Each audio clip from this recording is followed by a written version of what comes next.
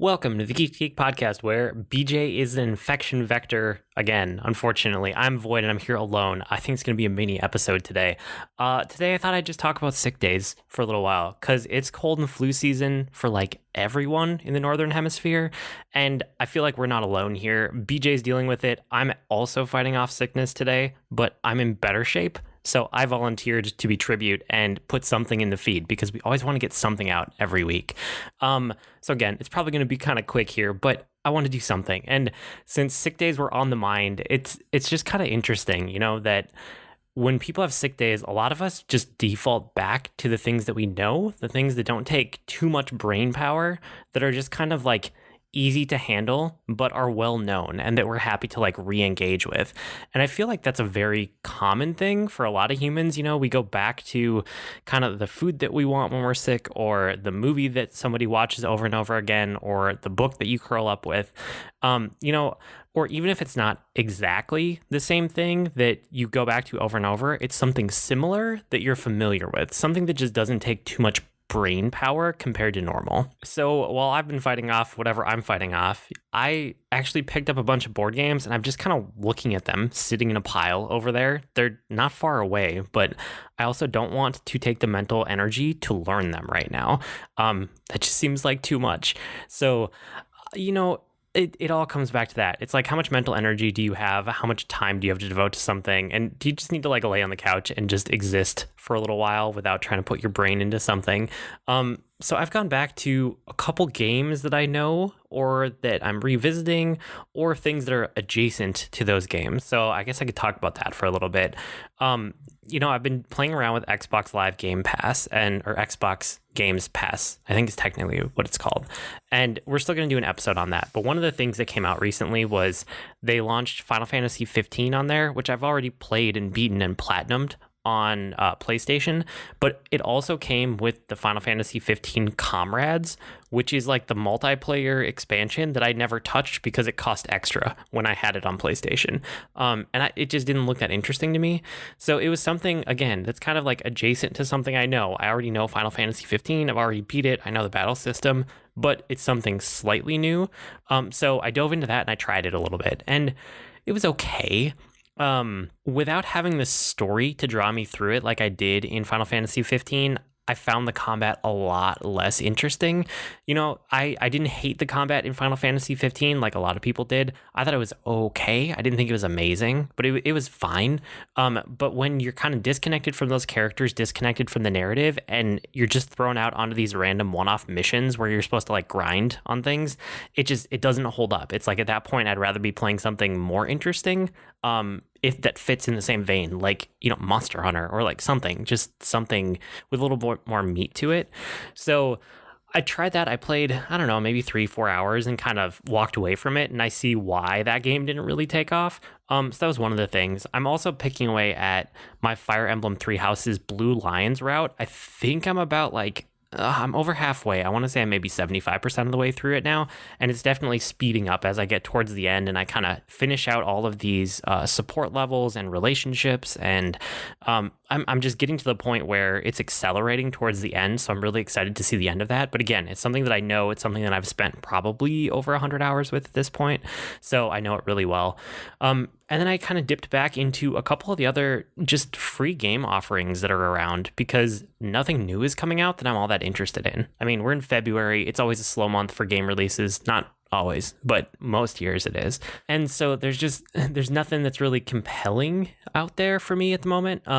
I went back and grabbed Titanfall 2 because it was one of the games of the month for PlayStation. I think it was a PlayStation Plus thing that you could get it for free.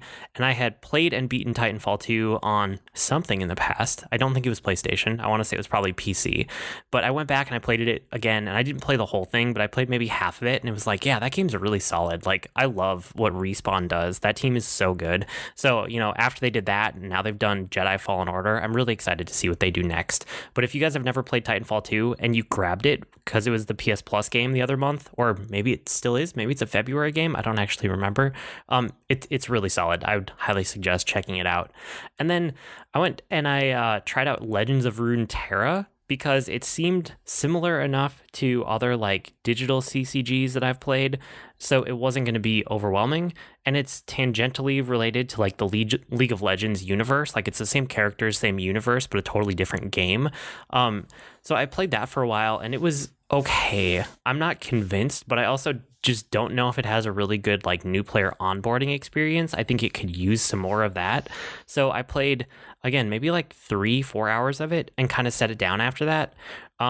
I want to go back to it at some point, but I might just put it down until it comes out on mobile because I like digital card games so much more on mobile. But if you're looking for a new digital card game, Legends of Runeterra is out there, and at the very least, it's decent. I don't know if it's amazing. I don't know if it's like the be all end all, but it's something that's worth some time to look into if you're into that kind of game.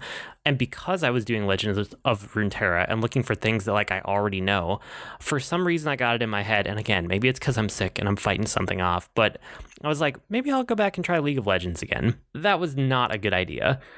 League of Legends is a brutal experience for a returning player. And I don't know how their new player onboarding is these days. It might be okay, but as a returning player, it was just overwhelming. Like everyone expects you to know everything about the game and how it's optimally played and why are you doing this with that character and why didn't you buy this thing, and it's just like instantly off-putting as somebody who's not deeply into like that scene at the moment. Which makes me really wonder about their player count. Like, I wonder, are they growing over time or are they losing players to attrition, and are they not getting people back? Because I probably haven't touched that game in 4 or 5 years. And after, trying like 2-3 rounds, like maybe an hour and a half, I'm like, yeah, I don't know if I ever need to go back to that game now because it's just not welcoming to like returning players. So that was probably my fault for trying to go back to League of Legends after being out of it for so long. But again, Legends of Runeterra, the card game version, is interesting. At least it's something new. And beyond that, it's just kind of like, I don't know, I haven't been watching a whole lot of TV, but there've been some audiobooks I've been listening to because they're low effort and you can just sit there and like lay down with some headphones in and just zone out for a little while. But even there, I find myself looking for things that are not as big of a commitment, like I've really been listening to a lot of the Audible original novellas that come out. So Audible, if you're like subscribed to it, every month you get a selection of free novels from them, and probably about half of them are these novellas that are pretty short but interesting. And so I've grabbed them over the last 3, 4, 5 months as they've been doing this. I think they started this like half a year ago, maybe a little bit more than that.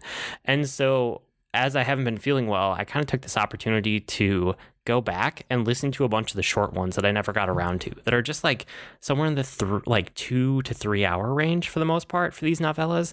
So again, it's not a huge commitment. I'm looking at the 5th book in the Lightbringer series that just came out, and I'm like, yeah, I really want to read that. I know it's going to be amazing, and I love that series. Brent Weeks is really good. I'm really invested in it, but it's like 40 hours of listening, or it's like hundreds and hundreds of pages, and I can't at the moment.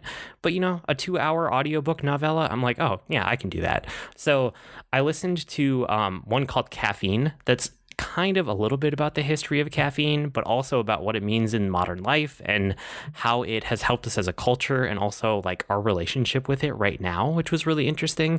I listened to one called Beezer, which was about like a demon who gets sent to Earth and has to be a kid because he's getting punished by the other demons, and it was okay. It wasn't great. It was okay.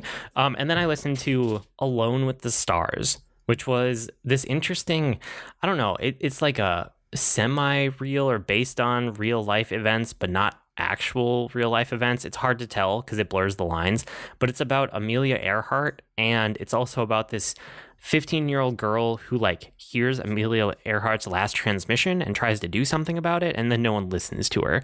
And again, it's only like a 2-hour thing, but it was really fascinating look at it. So those were the novellas that I plowed through. I probably could have done like half of a normal audiobook in that time. It's probably like 6-7 hours. But this seemed more approachable instead. I just wanted really, really short dives into stuff. So I think that's probably all I have for this week. Most of my other geekery I want to talk about with BJ whenever he's back and feeling better. I hope you guys are all fighting off the flus and colds and staying healthy out there too.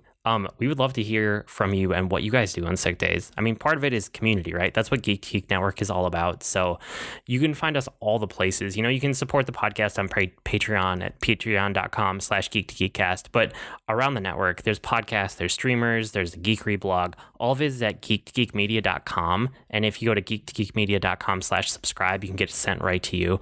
But if you go there, I mean, we have invite links for our Slack, for our Discord. You can find links to the subreddit. Like, those are all the places that we interact with community. So we're always saying, like, okay, we want community feedback. We want people to discuss and, like, be a group together and have really interesting discussions. And that's a place that you can do it. And you could jump in and tell me what you guys do when you're sick. And if you have any good ideas for what BJ and I should do, well, we are both in the throes of whatever we each have individually. I think that's it. That's it for this week. You can write to us with comments, suggestions, or feedback. Our email address is geek2geekcast@gmail.com, or reach us on Twitter at geek2geekcast. We have all of those places you can find us, which I already mentioned. Beyond that, I blog at agreenmushroom.com. You can find me at grnmushroom. That's green mushroom without the E's on Twitter. And I'm also on the Disney Forever podcast, where we watch and react to different Disney movies every week.